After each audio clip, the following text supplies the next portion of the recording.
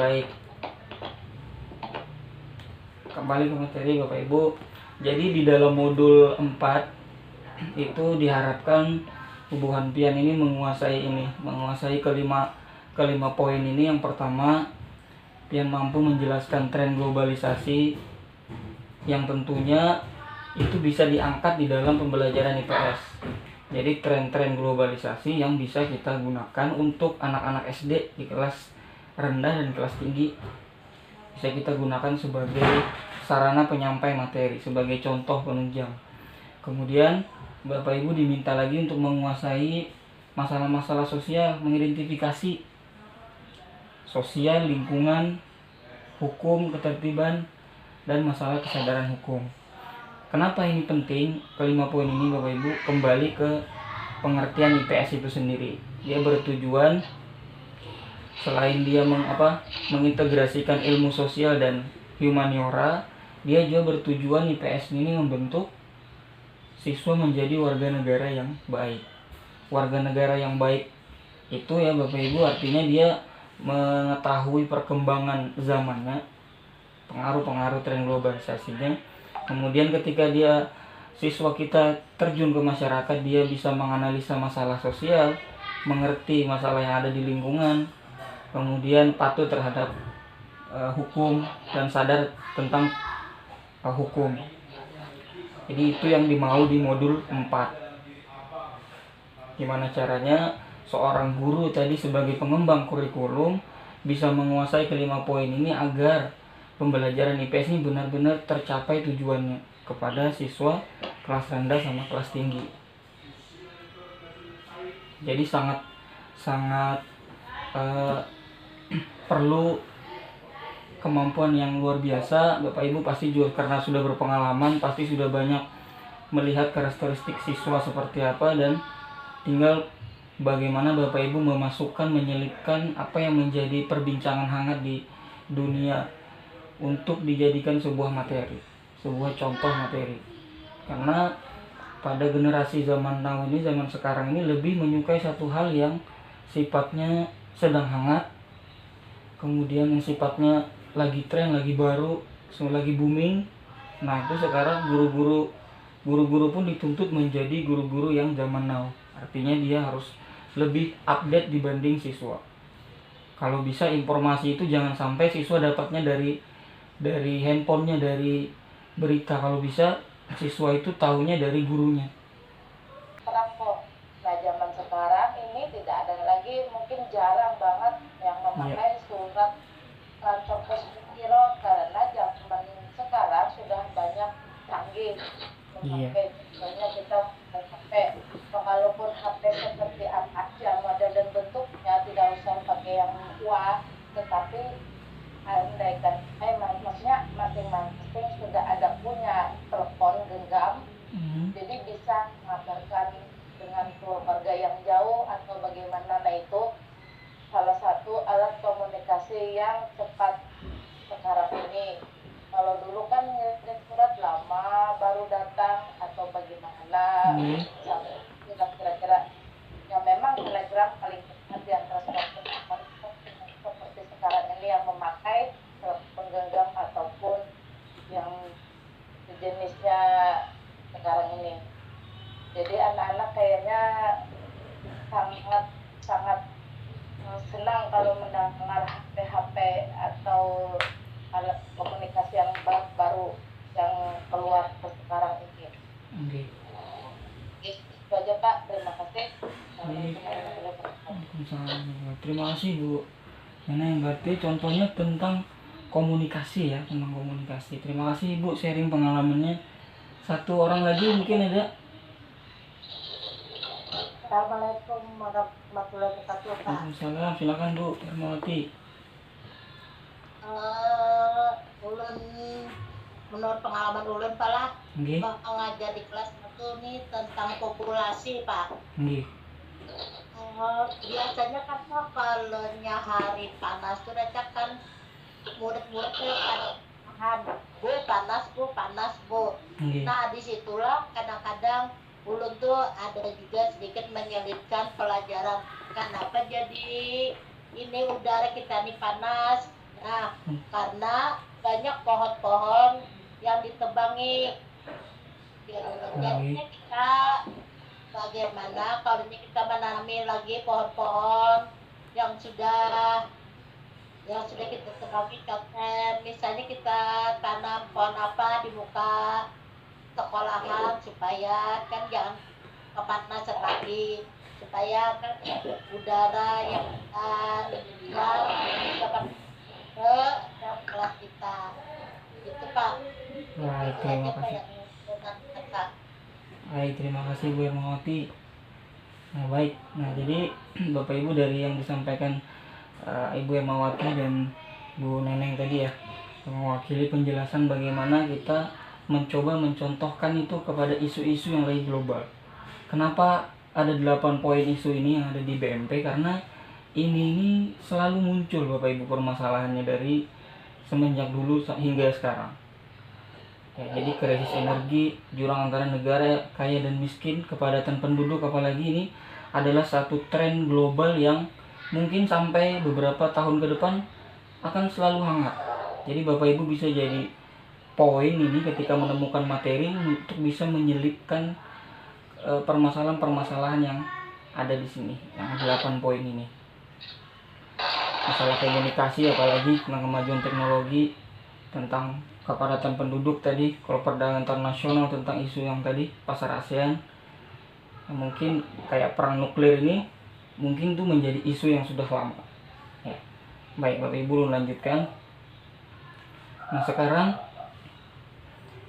ketika kita tadi mencoba sebuah konsep, karena tadi penunjangnya ini kembali slide-nya dulu.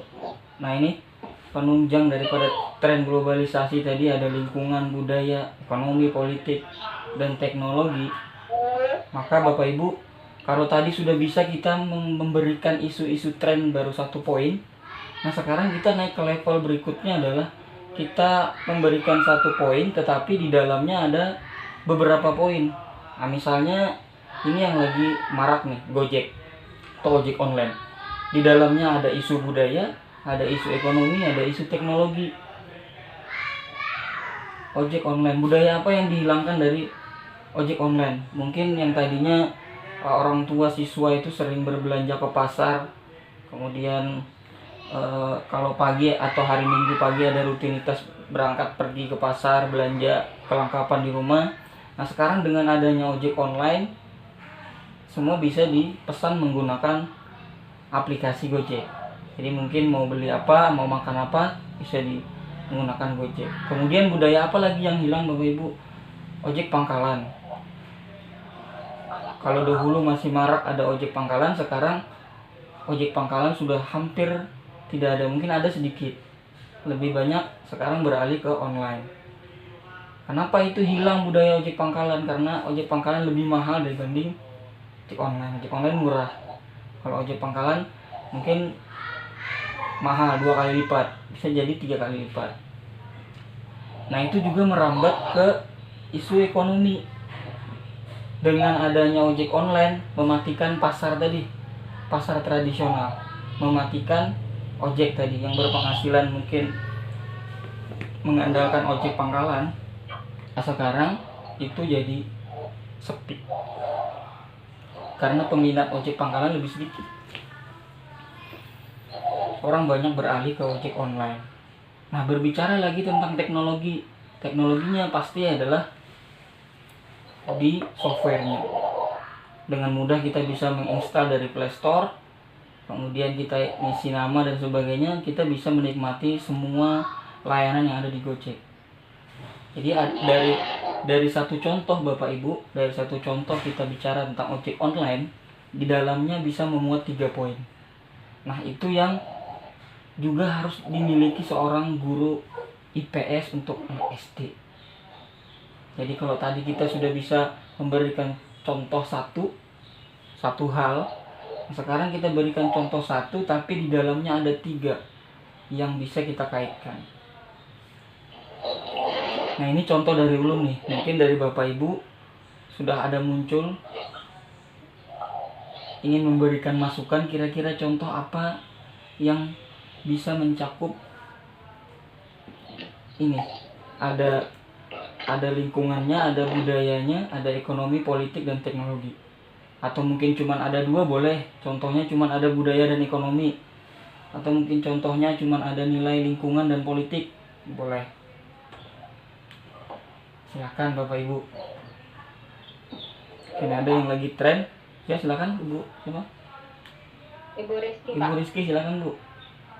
Kalau menurut misalnya dari segi sosial dan ekonomi, Oke. banyaknya tidak menutup kemungkinan adanya profesi ojek online ini memikat para pekerja yang belum puas terhadap penghasilannya sehingga beralih profesi. Dampak buruknya memang terlihat, namun diperkirakan ada dampak terhadap adanya pergeseran profesi di Indonesia, Pak. Oke. Baik. Oke. Baik, terima kasih Bu Rizky. Oke. Ada lagi Bapak Ibu mau menambahkan, mungkin ada ide lagi selain ojek online mungkin. Bapak Ibu ada menangkap isu apa nih yang lagi tren mendunia?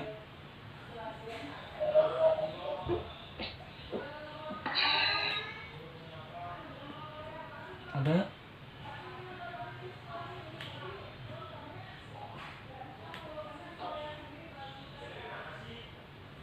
Ada Bapak Ibu selain mungkin ojek online yang lagi tren, kira-kira isu apa nih? Bagaimana dengan corona, Bapak Ibu ada yang mau menyampaikan pendapat? Ulun ada penyambat corona, Pak. Pak Juni ada yang mau sampaikan, Pak Juni? Ulun, Pak. Ibu siapa? Tanya dulu, Pak. Oh silakan Ibu Mita. Dampak corona ini sangat banyak ya Pak, baik Oke. untuk budaya, ekonomi, terutama teknologi juga. Oke. Kayaknya budaya enggak deh Pak.